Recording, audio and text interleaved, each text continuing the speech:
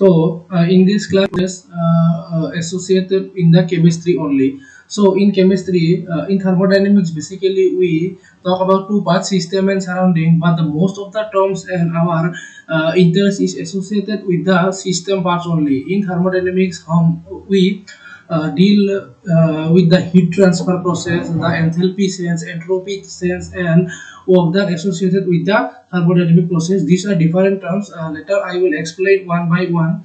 But the video should be small since the demo is only 10 minutes. Okay. So I am today going to tell about the first law of thermodynamics. So basically, first law क्या होता है? Energy is neither be created nor be destroyed. It can only transform from one point to another point. मतलब अगर हम देखना जाए इसको diagrammatically तो क्या होगा? सॉरी,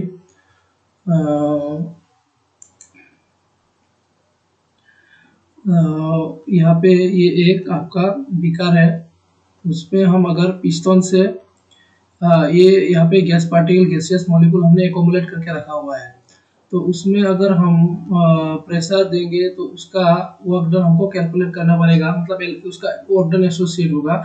और ये सिस्टम थोड़ा कंप्रेस करके इधर तक आएगा, कंप्रेस करके इधर तक आएगा पिस्टन, तो उसके अंदर का हीट जो है वो इंक्रीज करेगा और इंटरनल एनर्जी में चेंज होगा। बस हम पकड़ लेते हैं कि पहले इंटरनल एनर्जी यू इनिशियल है, after the work done internal energy get to be U final. तो चेंज इन इंटरनल एनर्जी कितना होगा आपका? U final minus U initial.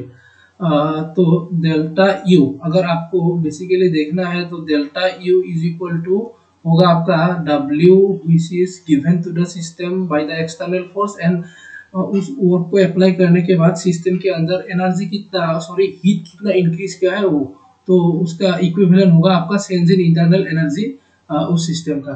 तो हम क्या कर सकते हैं, हम बेसिकली फर्स्ट लॉ को क्लासिफाई कर सकते हैं 5 टाइम्स में। Again I have to say one thing here, W is equal to minus P delta V, where P is equal to minus P external means the pressure applied by the piston from the external force or from outside.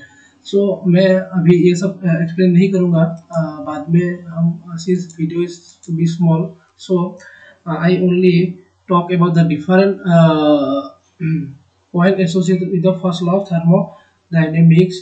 So basically delta U is equal to Q plus W। तो उसका अगर आप classify करना चाहो तो हम उसको 5 to 6 type में क्लासीफाई कर सकते हैं। जैसे कि यहाँ तो एक हो गया आइसोथर्मल प्रोसेस, उसके बाद यहाँ पे होगा adiabatic, isochoric, isobaric and then finally cyclic process। तो आइसोथर्मल में प्रोसेस में क्या होता है? आइसोथर्मल प्रोसेस में बेसिकली टेम्परेचर सिस्टम का कांस्टेंट रहता है। अगर टेम्परेचर सिस्टम का कांस्टेंट रहेगा तो उसका डेल्टा टी होगा आपका 0। अगर डेल्टा टी सिस्टम का 0 रहेगा तो उसमें अगर हम फर्स्ट लॉ अप्लाई करें delta U is equal to Q plus W, तो internal energy is also a function of temperature. अगर डेल्टा टी 0 रहेगा तो change in internal energy is also भी 0। तो उसमें अगर हम फर्स्ट लॉ अप्लाई करेंगे तो क्या मिलेगा? Q plus W is equal to 0, Q is equal to minus W.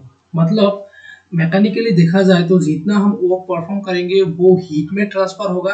यह मतलब जब सिस्टम के ऊपर हम पिस्टन से वर्क करेंगे तो अंदर में जो गैसियस मॉलिक्यूल है उसका एनर्जी इंक्रीज करेगा और सिस्टम का एनर्जी अंदर में इंक्रीज करेगा। तो अगर हम work done on the system करेंगे तो सिस्टम का हीट भी इंक्रीज करेगा। तो मैकेनिकली फर्स्ट लॉ क्या कहता है, जो वर्क डन है वो ट्रांसफर होगा हीट में, ओनली साइन उसका ऑपोजिट होगा। So this is all about the isothermal process. Now I am going to talk about adiabatic process. In adiabatic process क्या होता है आपका Q सिस्टम का जीरो होता है एडियाबेटिक प्रोसेस में। तो उसमें अगर फर्स्ट लॉ अप्लाई करें Q प्लस डब्ल्यू, यहाँ पे Q हो गया zero, delta U is equal to W, मतलब जो चेंज इन इंटरनल एनर्जी होगा वो बराबर होगा W के बराबर। यहाँ पे हम एक बात पहले क्लियर कर लेते हैं कि हम पहले बोल चुके हैं कि W एक पाथ फंक्शन है, मतलब वर्क डिपेंड करता है पाथ के ऊपर, कितना हमने डिस्टेंस ट्रेवल किया है उसके ऊपर वर्क डिपेंड करता है। But in case of adiabatic process, since आपका U delta U is equal to W, मतलब difference in internal energy W के बराबर है, वर्क डन के बराबर है। और हमको एक बात पता है कि ये जो इंटरनल एनर्जी का डिफरेंस है वो एक स्टेट फंक्शन है। स्टेट फंक्शन मतलब उसका वैल्यू अब पाथ के ऊपर डिपेंड नहीं करता है, इनिशियल और फाइनल स्टेट के ऊपर डिपेंड करता है।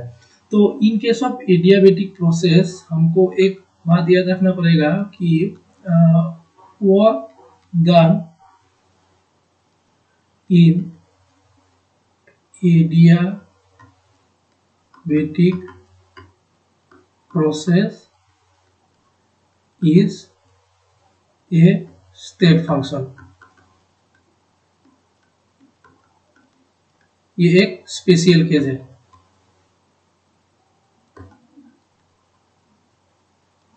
स्पेशल केस है। तो उसके बाद हम फिर आएंगे आपके दूसरे टॉपिक, जैसे कि आइसोकोरिक में। आइसोकोरिक में क्या होता है आपका, आइसोकोरिक प्रोसेस बेसिकली एक सिस्टम का वॉल्यूम कांस्टेंट रहता है। मतलब अगर आप उसमें फर्स्ट लॉ लगा के देखें Q minus P D V work done, तो वॉल्यूम इन सिस्टम का आपका जीरो रहेगा, कांस्टेंट रहेगा सॉरी। तो डेल्टा भी उस सिस्टम का होगा जीरो। सिस्टम का अगर डेल्टा भी जीरो हुआ तो अगर उसको हम यहाँ पे पुट करेंगे तो क्या होगा, delta U is equal to Q minus P into zero, delta U is equal to Q। मतलब फिर ये हीट हुआ, पहले हम बोल के रखे कि ये एक पाथ फंक्शन है, path function. But in case of isoporic process, the heat is equal to the change of internal energy which is equal to the state function। मतलब change in internal energy एक state function है। मतलब again हम यहाँ पे बोलना चाहते हैं कि आइसोपोरिक प्रोसेस में हीट एक आपका स्टेट फंक्शन होगा। तो यहाँ पे एक स्पेशल केस है। तो उसके बाद हम जाएंगे आइसोबारिक प्रोसेस में। आइसोबारिक प्रोसेस में क्या होता है कि आइसोबारिक प्रोसेस में आपका delta U is equal to Q minus P D V first law. यहाँ पे प्रेशर होगा आपका कांस्टेंट आइसोबारिक में। तो प्रेशर का तो कोई डिफरेंशियल टर्म है नहीं, तो वो कांस्टेंट होने से भी नहीं होने से भी उस टर्म में हमको कोई फर्क नहीं पड़ेगा। तो डेल्टा U इज रहेगा PQ प्लस W ही रहेगा, या Q minus P D V हम लिख सकते हैं। तो फर्स्ट लॉ में कोई स्पेशल केस नहीं अराइज होगा प्रेशर को कांस्टेंट रहने से भी या नहीं रहने से भी। तो उसके बाद आता है आपका फाइनली आता है आपका साइक्लिक प्रोसेस। तो साइक्लिक प्रोसेस में क्या होता है कि साइक्लिक प्रोसेस में होता है delta U is equal to Q plus W। तो साइक्लिक प्रोसेस हमेशा एक स्टेट फंक्शन में होता है, और स्टेट फंक्शन का जो चेंज होता है साइक्लिक प्रोसेस में वो जीरो होता है। जीरो होने से तो हमको क्या मिलेगा, फर्स्ट लॉ ट्रांसफॉर्म होगा कि zero is equal to Q plus W में। तो अगर इसे हम लिखे अच्छे से अरेंज करके तो हमको मिलेगा Q is equal to minus of W। Basically वही जो आइसोथर्मल प्रोसेस में हुआ था वैसा ही केस है, यहाँ पे भी सिनेरियो सेम है। जो हम वर्क डन करेंगे वो वर्क डन कंप्लीटली ट्रांसफर होगा हीट में। जब हम पिस्टन से सिस्टम के ऊपर वर्क करेंगे तो गैसियस मॉलिक्यूल का कोलिजन इंक्रीज करेगा। तो कोलिजन इंक्रीज करने से उनके जो ट्रांसलेशनल काइनेटिक एनर्जी है वो इंक्रीज करेगा। काइनेटिक एनर्जी इंक्रीज करने से उसका हीट 3/2 kT वो भी इंक्रीज करेगा। टेम्परेचर इंक्रीज करेगा वजह से हीट इंक्रीज करेगा, मतलब वो वर्क डन हीट में ट्रांसफर होगा। या अपोजिटली अगर हम देखना जाए सिस्टम अगर वर्क डन करे तो वो क्या होगा, सिस्टम का एनर्जी डिक्रीज करेगा, मतलब हीट डिक्रीज करेगा और वो हीट सराउंडिंग तक निकल के जाएगा, मतलब वो हीट वर्क में ट्रांसफर होगा in terms of surrounding. So this is all about the first law of thermodynamics and their special cases. So thank you sir, hope you like it. Thank you.